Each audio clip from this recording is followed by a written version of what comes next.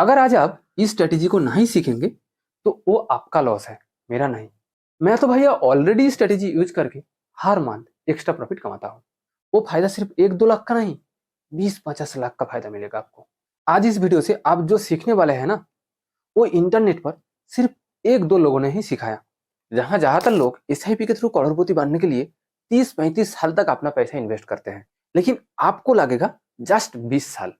इसके लिए आपको एक भी रुपया ज्यादा इन्वेस्ट नहीं करना है, उल्टा आप 10 साल पहले अमीर बन जाओगे। आपको करना क्या है, बस आपको थोड़ा सा स्मार्ट बनना है और आपका नॉर्मल एसआईपी को भी थोड़ा सा स्मार्ट बनाना है, जो आज इस वीडियो में मैं आपको सिखाऊंगा। आज जो मैं आपको सिखाऊंगा वो 100% प्रैक्टिकल होगा, इसलिए आप इस वीडियो को ध्यान से एंड तक देखना। और जो मैं आज सिखाऊंगा आप उसे डायरी में नोट डाउन कर लीजिए, ये आपकी होल लाइफ काम आएगा। मान लो कि आप नॉर्मल एसआईपी के थ्रू 35 साल में 1 करोड़ रुपया जमा किया। आपने सोचा कि 1 करोड़ रुपया तो हो गई, तो विथड्रॉ कर लेते हैं। आपने आपके बैंक अकाउंट में 1 करोड़ रुपया विथड्रॉ करने के लिए सोचा।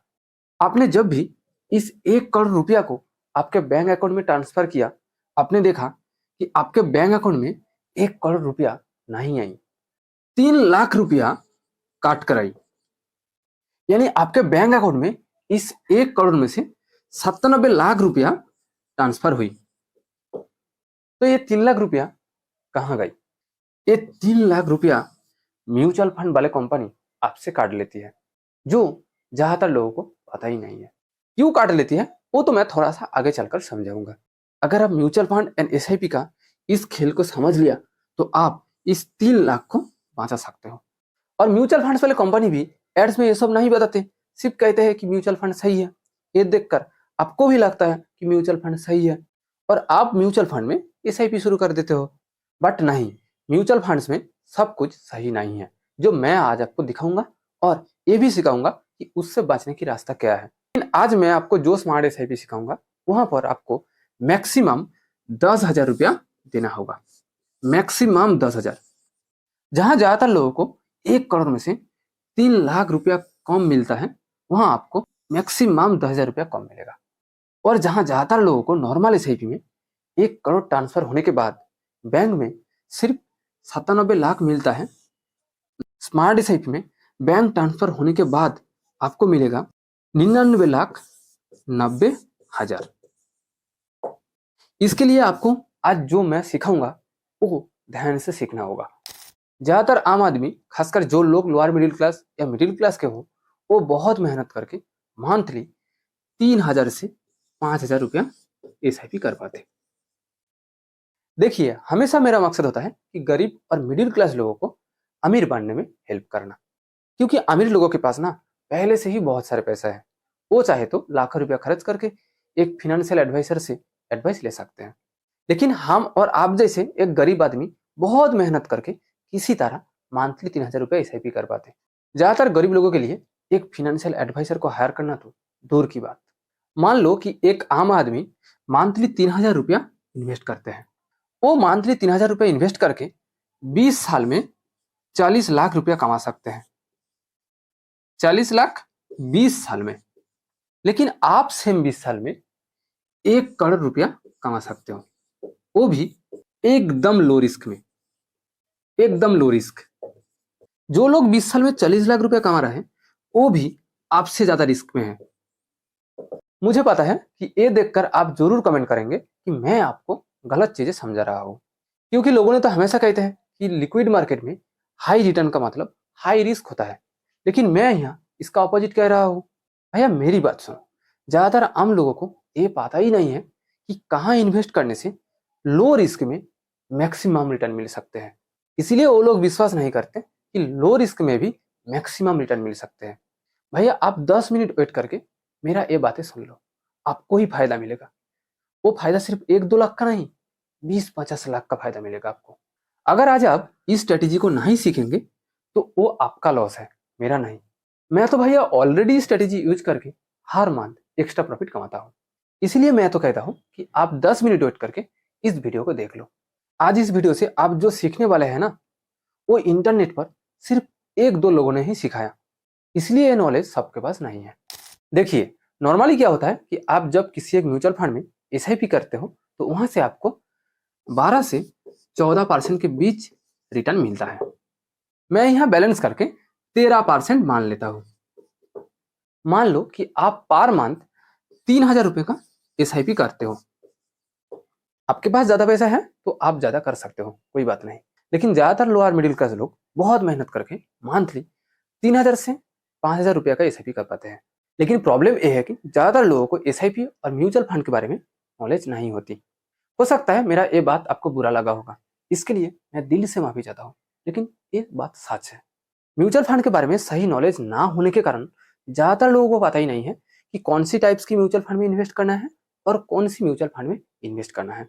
उन लोगों ने तो टीवी में एड्स देखकर या तो किसी के कहने पर एसआईपी शुरू कर देते हैं और बाद में जाकर उन लोगों को 2.5 से 3 लाख रुपया कम मिलते हैं।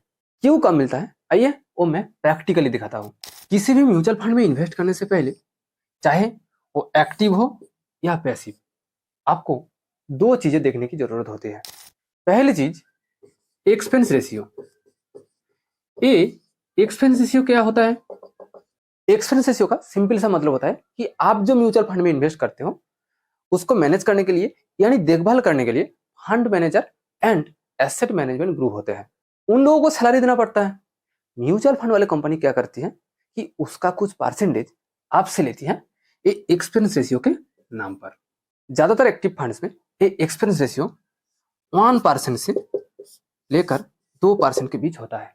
कुछ एक्टिव फंड्स में तो ये एक्सपेंस रेशियो 2% से भी ज्यादा होता है और पैसिव म्यूचुअल फंड में ये एक्सपेंस रेशियो 0.2% से लेकर 1% के बीच होता है। ये active fund and passive fund में डिफरेंस क्या है उसको समझने के लिए आप इस वीडियो को देख सकते हो। इसका लिंक वीडियो के नीचे डिस्क्रिप्शन बॉक्स में है, आप एक बार जरूर चेक कीजिए। तो मैंने क्या समझाया था? Expense ratio. मान लो आप किसी एक एक्टिव फंड में 1 लाख रुपया इन्वेस्ट किया और उस एक्टिव फंड में एक्सपेंस रेशियो 2%। इसका मतलब उस म्यूचुअल फंड वाले कंपनी आपकी ये 1 लाख अमाउंट से 2,000 रुपया पहले ही काट लेगा, बाकी 98,000 मार्केट में इन्वेस्ट करेगा। अगर आप उस म्यूचुअल फंड में 1 करोड़ रुपया इन्वेस्ट किया तो म्यूचुअल फंड वाले कंपनी आपसे पहले दिन ही 2 लाख रुपया काट लेगा, ये एक्सपेंस रेशियो के नाम पर। क्या आप सोच सकते हो कि पहले दिन ही आपका 2 लाख रुपया माइनस हो जाएगा? पहले दिन आपको कितना प्रॉफिट मिलेगा वो तो पता नहीं, लेकिन म्यूचुअल फंड वाले कंपनी पहले दिन ही 2 लाख रुपया आपसे कमा लिया। म्यूचुअल फंड्स की एक खेल ज्यादातर लोगों को पहले से पता नहीं होता, जब वो इन्वेस्ट कर देते हैं उसके बाद पता चलता है। क्योंकि म्यूचुअल फंड वाले कंपनी भी जब आपको एड दिखाते हैं वो ये सच नहीं बताते, कभी नहीं बताते। वो सिर्फ आपको दिखाता है कि म्यूचुअल फंड में इन्वेस्ट करके आप अमीर बन सकते हो, म्यूचुअल फंड आपके लिए सही है, म्यूचुअल फंड में इन्वेस्ट करके आप रिटायरमेंट के बाद फिक्स्ड इनकम पा सकते हो, ऐसे बहुत कुछ। इसलिए ज्यादातर लोग ये म्यूचुअल फंड की ट्रैप में फंस जाते हैं। लेकिन आप जब म्यूचुअल फंड में इन्वेस्ट कर देते हो उसको बाद आपको ये सच पता चलता है, या तो आप जब म्यूचुअल फंड की डिटेल सर्च करते हो तब आपको ये एक्सपेंस रेशियो पता चलता है। दूसरी चीज क्या होता है? Exit load. ज्यादातर म्यूचुअल फंड में आपको 1% से लेकर 2% के बीच एग्जिट लोड देना पड़ता है।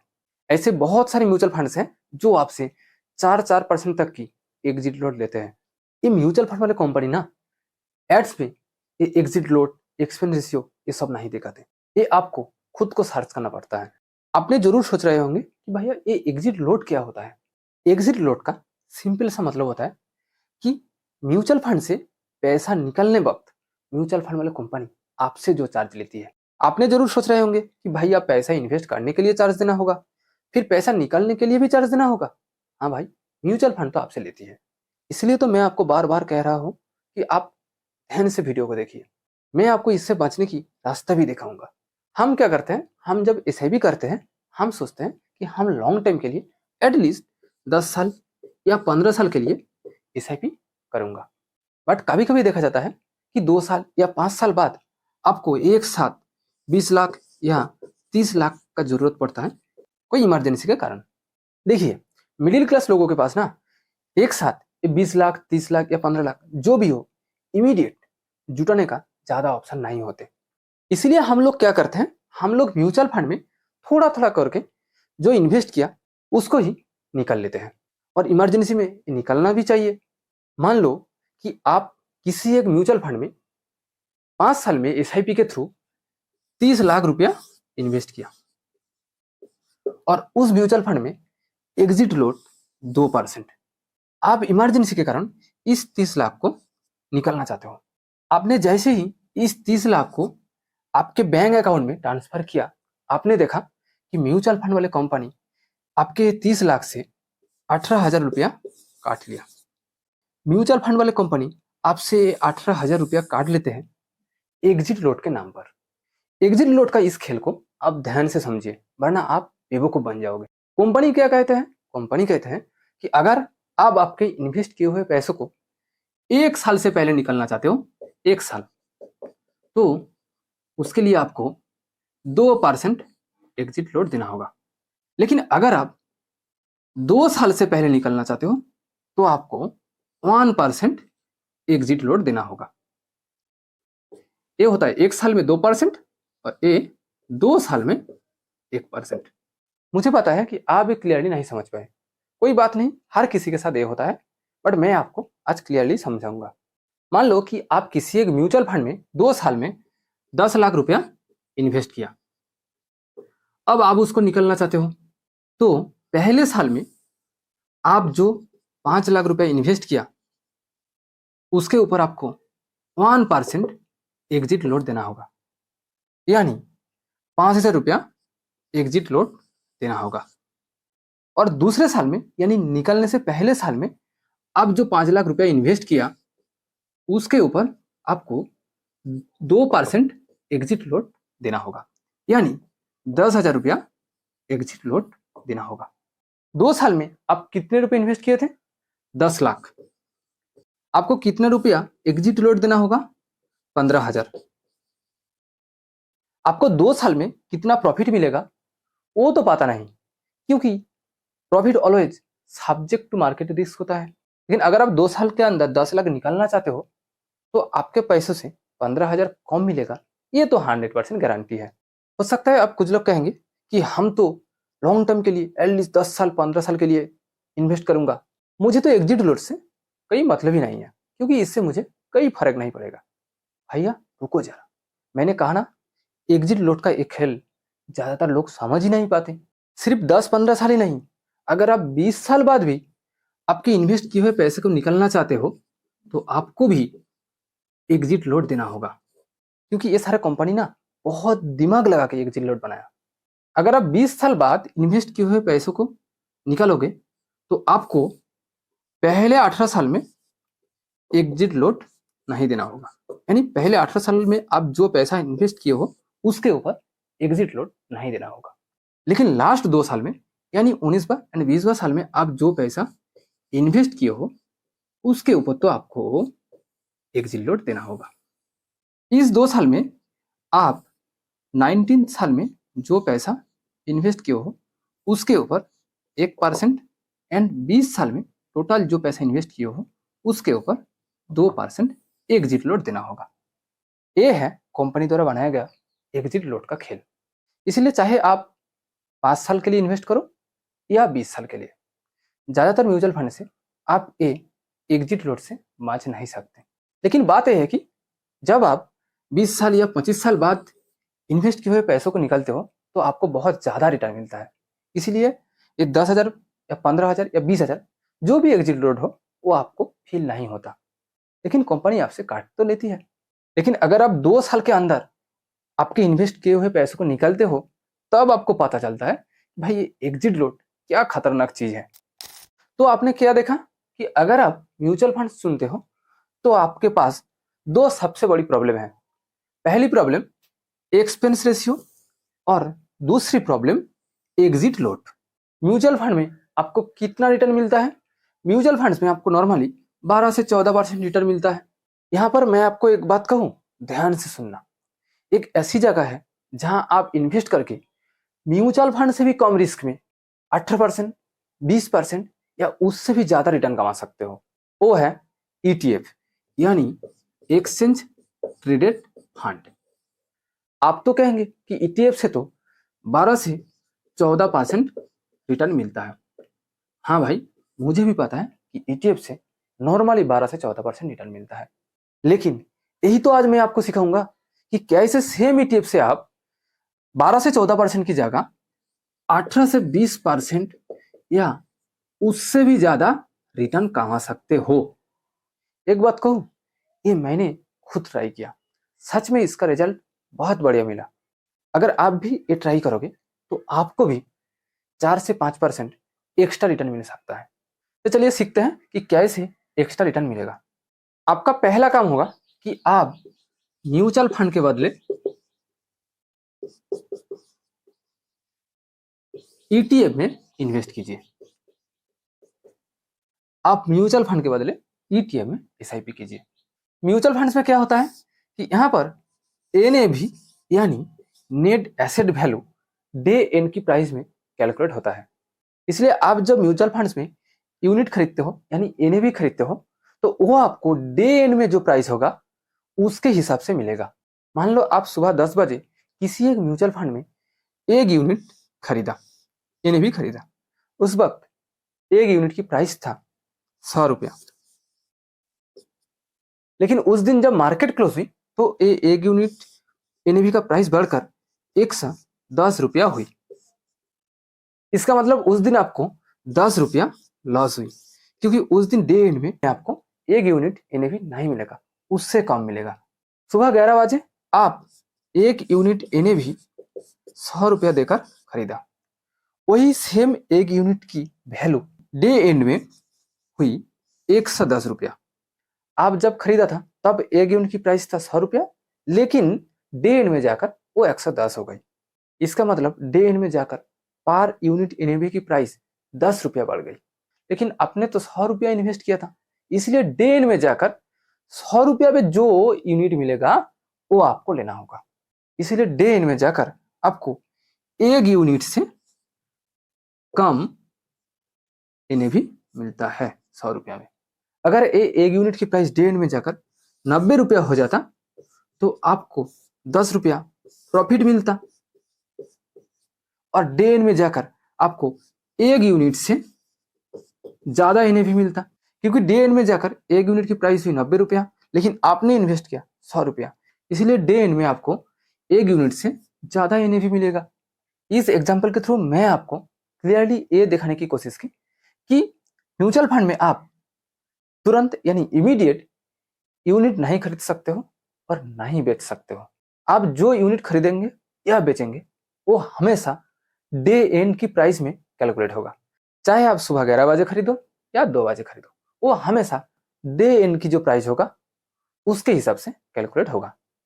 बट ETF में क्या होता है, ETF एकदम शेयर की तरह होता है। ETF में आप जब चाहो तब यूनिट खरीद सकते हो, उस टाइम में यूनिट की जो प्राइस होगा उसके हिसाब से ही आपको मिलेगा। आप जब चाहो तब बेच भी सकते हो, और उस टाइम में यूनिट की जो प्राइस होगा उसके हिसाब से आपको प्रॉफिट मिलेगा। मान लो आपने देखा कि सुबह 11 बजे ETF में एक यूनिट की प्राइस 50 रुपया, सुबह 12 बजे वही एक यूनिट की प्राइस 55 रुपया हो गई।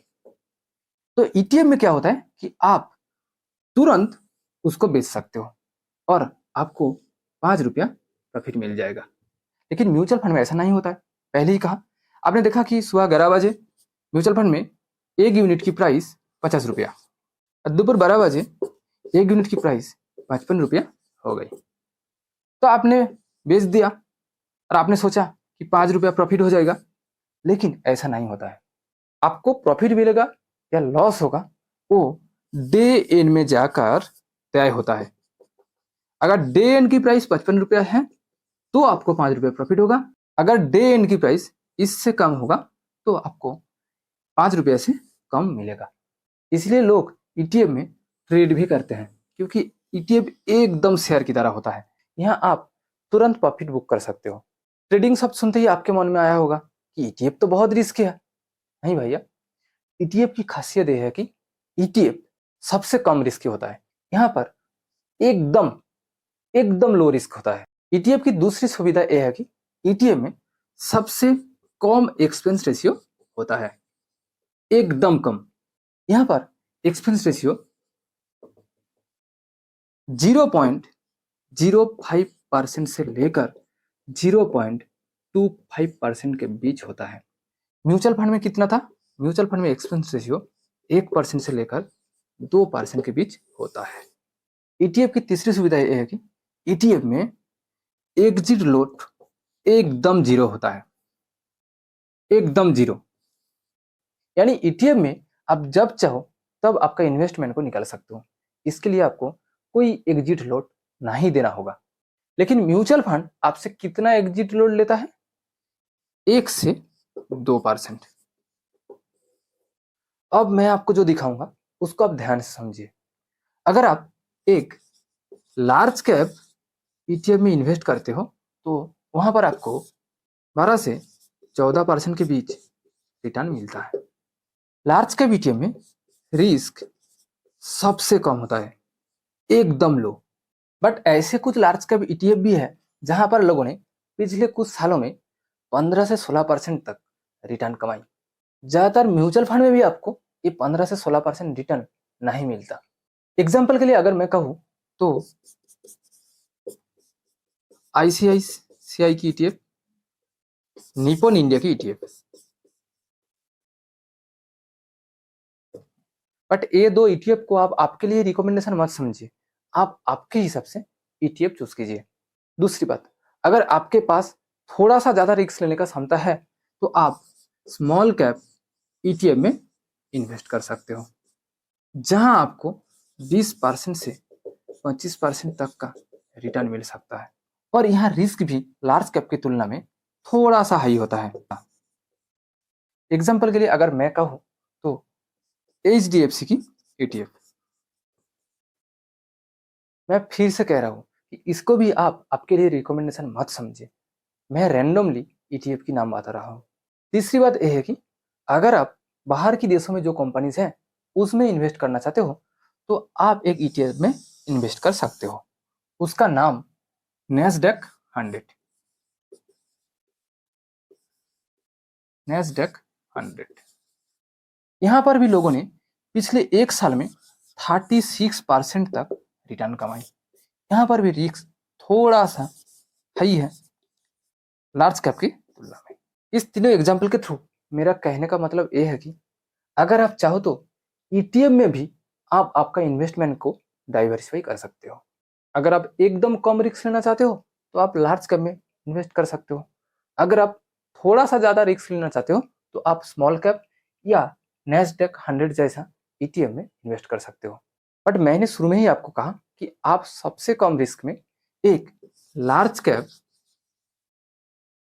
ईटीएफ से भी 12 से 14% की जगह 20% से 21% या उससे भी ज्यादा रिटर्न कमा सकते हो। आपको ये एक्स्ट्रा रिटर्न कैसे मिलेगा अब वो मैं आपको प्रैक्टिकली सिखाऊंगा। देखिए, आप जब म्यूचुअल फंड में एसआईपी करते हो तो एसआईपी के लिए एक फिक्स डेट होता है, चाहे वो महीने की 5 तारीख हो, 10 तारीख हो या 15 तारीख हो। आपको इस फिक्स डेट पर ही मंथली अमाउंट यानी एसआईपी अमाउंट इन्वेस्ट करना पड़ता है, चाहे उस दिन मार्केट पॉजिटिव हो या मार्केट नेगेटिव। इस फिक्स डेट पर ही आपको एसआईपी अमाउंट इन्वेस्ट करना होता है। यहाँ पर आप आपका इन्वेस्टमेंट स्ट्रेटेजी को थोड़ा सा स्मार्ट बनाइए। आपको क्या करना है कि आप म्यूचुअल फंड के बदले ईटीएफ में एसआईपी कीजिए, ईटीएफ में, लेकिन वो म्यूचुअल फंड की तरह किसी एक फिक्स डेट पे नहीं। इसको मैं थोड़ी देर बाद डिटेल्स में समझाऊंगा। ईटीएफ में एकदम लो एक्सपेंस रेशियो होता है, म्यूचुअल फंड की तुलना में लगभग 1% कम। एंड ईटीएफ में एग्जिट लोड नहीं होते। दूसरी चीज क्या करना है कि म्यूचुअल फंड में आपका एसआईपी एक फिक्स डेट पर हो रहा था, यानी आप फिक्स डेट पर आपका एसआईपी अमाउंट जमा करते थे। लेकिन ईटीएफ में आपको तब इन्वेस्ट करना चाहिए जिस दिन मार्केट गिरे, यानी मार्केट नेगेटिव हो। आपका एक छोटा सा स्मार्ट एफर्ट आपको ईटीएफ में इजीली 3 से 4% एक्स्ट्रा रिटर्न देगा। आपका रिटर्न इससे भी ज्यादा हो सकती है, वो डिपेंड करेगा कि उस महीने में मार्केट कितना नीचे गिरी। अगर उस महीने में मार्केट 5%, 6% तक गिरी तो आपका रिटर्न भी 5 से 6% होगा। इस स्ट्रेटेजी को यूज करना तो दूर की बात, ज्यादातर लोग इस स्ट्रेटेजी सोच ही नहीं पाते। इसके लिए आपको क्या करना है, आपको रोज 5 मिनट टाइम देना है, जस्ट 5 मिनट, वो भी सैटरडे, संडे एंड हॉलीडेज को छोड़कर, क्योंकि सैटरडे, संडे एंड हॉलीडेज में मार्केट बंद रहती है। नॉर्मली देखा जाए तो हर महीने एवरेज 20 दिन मार्केट ओपन होती है। आपको वो 20 दिन जस्ट 5 मिनट देना है। सुबह 10 बजे के आसपास शेयर मार्केट ओपन होता है और 3:30 बजे के आसपास शेयर मार्केट क्लोज होता है। आपको क्या करना है कि मार्केट बंद होने से ठीक 30 से 40 मिनट पहले आपको देखना है कि क्या आज मार्केट नेगेटिव है या पॉजिटिव। ये देखने के लिए आप निफ्टी 50 का इंडेक्स को भी फॉलो कर सकते हो। किसी भी डीमैट अकाउंट के होम पेज पर आपको एट फर्स्ट ये निफ्टी 50 का इंडेक्स दिखाया जाता है। अगर निफ्टी 50 इंडेक्स नेगेटिव है तो मैं इन्वेस्ट करूंगा, अगर निफ्टी 50 इंडेक्स पॉजिटिव है तो मैं इन्वेस्ट नहीं करूंगा। ऐसा नहीं है कि आप एक ही दिन में उस मंथ की पूरे एसआईपी अमाउंट को इन्वेस्ट कर दोगे। यहाँ पर आपको सबसे इंपॉर्टेंट स्मार्टनेस दिखाना होगा, इसलिए मैं जो सिखाऊंगा वो आप ध्यान से समझिए। मान लो कि आप मंथली 4,000 रुपया एसआईपी करने के लिए सोचा और हर महीने एवरेज 20 दिन मार्केट ओपन होता है। इस हिसाब से आप पर डे 200 रुपया इन्वेस्ट करने के लिए सोचा, 200 रुपया पर डे। मैंने तो पहले ही कहा कि जिस दिन मार्केट नेगेटिव हो आपको सिर्फ उसी दिन ही इन्वेस्ट करना है, जिस दिन पॉजिटिव है उस दिन ना ही इन्वेस्ट करना है। ऐसा तो हो ही नहीं सकता कि एक ही मंथ में लगातार 20 दिन मार्केट पॉजिटिव हो या फिर लगातार 20 दिन मार्केट नेगेटिव हो। अगर मैं 50-50 मान लेता हूं, यानी मान लो कि 10 दिन मार्केट नेगेटिव एंड 10 दिन मार्केट पॉजिटिव, तो आपको क्या करना है, आपको सिर्फ ये 10 दिन ही इन्वेस्ट करना है। लेकिन आपको तो ये 10 दिन नहीं इन्वेस्ट करना है। इसका मतलब आपके पास इस 10 दिन का पैसा 200 इंटू 10 दिन यानी 2,000 रुपया बचा है। आपको क्या करना है, इस 2,000 को इस 10 दिन में परसेंटेज के अनुसार, यानी जिस दिन मार्केट ज्यादा गिरे उस दिन ज्यादा पैसा लगाना है। चलिए इसको मैं और भी आसान भाषा में समझाता हूँ। इसके लिए मेरा एक खुद का स्ट्रेटेजी है कि जिस दिन मार्केट 0.25% गिरता है उस दिन मैं एक दिन का पैसा लगाता हूँ, यानी उस दिन में 200 रुपया इन्वेस्ट करता हूँ। जिस दिन मार्केट 0.5% गिरता है उस दिन में 3 दिन का पैसा यानी 600 रुपया इन्वेस्ट करता हूँ। जिस दिन मार्केट 1% गिरता है उस दिन में, एक ही दिन में 1% मार्केट गिरने का मतलब बहुत ज्यादा गिरावट है, इसलिए उस दिन में मिनिमम 5 से 7 दिन का पैसा इन्वेस्ट कर देता हूँ, कभी कभी उससे ज्यादा इन्वेस्ट कर देता हूँ। तो चलिए मैं 5 से 7 दिन का मान लेता हूँ। 5 से 7 दिन का मतलब 1,000 से 1,400 रुपया उस दिन इन्वेस्ट करता हूँ। ठीक इसी तरह जिस दिन मार्केट 4 से 5% गिरता है मैं उस दिन उस मंथ की पूरे एसआईपी अमाउंट को इन्वेस्ट कर देता हूँ, यानी पूरे 4,000 रुपया को उस दिन इन्वेस्ट कर देता हूँ। देखिए मेरा टारगेट रहता है कि हर महीने में 4 से 5% एक्स्ट्रा प्रॉफिट। मैं आपको इसका एक रियल एग्जांपल देता हूँ। आपने देखा कि 2 महीने पहले जिस दिन इलेक्शन की रिजल्ट अनाउंस हुआ था उस दिन से लेकर अगले 4-5 दिन तक मार्केट हर दिन गिर रहा था। उस टाइम में मार्केट 5% से ज्यादा गिर रहा था। मैंने क्या किया, मैंने उन 4-5 दिनों में 2 मंथ की एसआईपी अमाउंट लगा दिया, यानी 2 मंथ की एसआईपी अमाउंट कितना होता है, 4,000 इंटू 2 यानी 8,000। मैंने वो पूरे के पूरे 8,000 रुपया को मेरा जो ईटीएफ है वहां पे इन्वेस्ट कर दिया। मैंने ऐसा क्यों किया, क्योंकि मुझे विश्वास था कि अगले 2-3 महीनों में मार्केट इससे ज्यादा गिरने की चांसेस बहुत ही कम है। और मैंने पहले ही कहा कि मुझे पहले ही 5% मिल जाए तो मैं खुश हो जाता हूँ। मैं दूसरा एक रियल एग्जांपल देता हूँ। आपने देखा कि जस्ट 2-3 दिन पहले बजट के कारण मार्केट 1% से ज़्यादा गिरी थी। मैंने क्या किया, मैंने उस दिन पूरे 7 दिन का जो अमाउंट यानी 1400 रुपया एक ही दिन में इन्वेस्ट कर दिया। मेरा कहने का मतलब यह है कि आपको ऐसे मौके पर ज़्यादा इन्वेस्ट करना चाहिए। आप सोच ही नहीं सकते कि आपको इससे कितना प्रॉफिट मिलेगा। मान लो कि आपको पर मंथ एक्स्ट्रा 3% रिटर्न मिलता है। इसका मतलब आपको पर सालाना 36% रिटर्न मिलता है। पर ईयर आपको 36% एक्स्ट्रा रिटर्न मिलता है। आप समझ रहे होंगे कि ये हो ही नहीं सकता। मान लो कि आपको पर मंथ 2% एक्स्ट्रा रिटर्न मिल रहा है, तो भी तो आपको सालाना 24% एक्स्ट्रा रिटर्न मिलेगा। आपका ये जस्ट 5 मिनट का स्मार्ट एफोर्ट आपको पर ईयर 24% एक्स्ट्रा रिटर्न दे सकता है। म्यूचुअल फंड में लोग क्या करते हैं, म्यूचुअल फंड में लोग एक फिक्स डेट में ही एसआईपी अमाउंट इन्वेस्ट करते हैं। मान लो कि आप हर महीने 5 तारीख को आपका एसआईपी इन्वेस्ट करते हो। ऐसा तो हो ही नहीं सकता कि हर महीने सिर्फ 5 तारीख को ही मार्केट गिरे।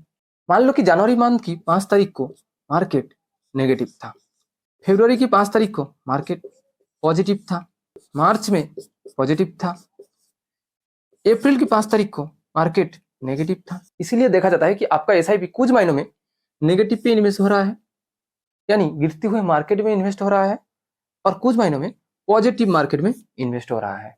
लेकिन आप जब ईटीएफ में इन्वेस्ट करते हो, आप क्या करते हो, आप सिर्फ गिरती हुई मार्केट में, यानी जिस दिन मार्केट गिरती है सिर्फ उसी दिन ही पैसा लगाते हो।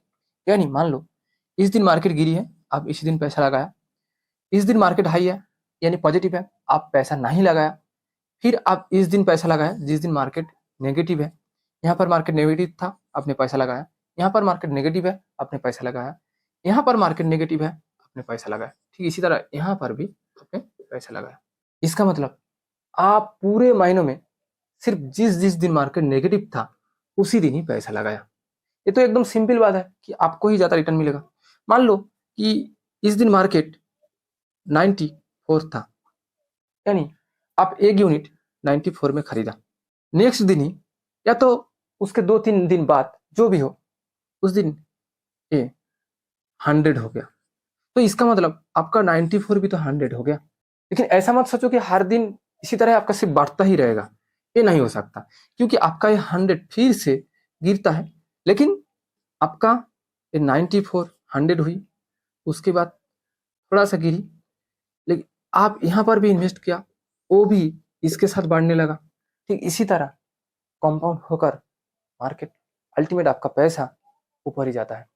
लेकिन जो लोग एसआईपी करते हैं, मान लो कि आप यहाँ पर एसआईपी किया, यानी 100 रुपया में एसआईपी किया, इसके बाद आपका 100 रुपया 94 हो गया।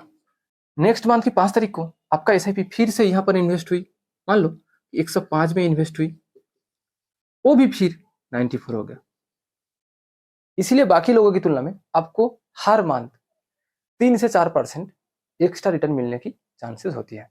जहां बाकी लोग म्यूचुअल फंड में नॉर्मल एसआईपी करके 12 से 14% या 15% रिटर्न कमा पाते हैं, वहां आप ईटीएफ में स्मार्ट एसआईपी करके 19 से 20% तक रिटर्न कमा सकते हो। आपका रिटर्न उससे भी ज्यादा हो सकता है, वो मार्केट के ऊपर डिपेंड करेगा। मैंने पहले ही कहा कि ईटीएफ में एक्सपेंस रेशियो लगभग 1% कम होता है। इसका मतलब आपको 1% और भी ज्यादा रिटर्न मिलता है। यही तो कारण है कि ज्यादातर लोग म्यूचुअल फंड में पर मंथ 4,000 रुपया एसआईपी करके 30 साल बाद करोड़पति बनते हैं। लेकिन आप वो बन पाओगे 20 साल बाद, सेम 4,000 रुपया पर मंथ इन्वेस्ट करके। उन लोगों को करोड़पति बनने के लिए 30 साल इसीलिए लगा क्योंकि उन लोगों ने सिंपल एसआईपी करते हैं, और आप वो जस्ट 20 साल में बन पाओगे क्योंकि आप स्मार्ट एसआईपी करते हो। उम्मीद है कि आपको ये इन्फॉर्मेशन वैल्यूएबल लगा। अगर आपको ये वीडियो वैल्यूएबल लगी तो प्लीज़ आप दोस्तों के साथ शेयर कीजिए और वीडियो को लाइक कीजिए, और आप चैनल में नए हैं तो प्लीज़ चैनल को सब्सक्राइब कीजिए। Thank you for watching this video.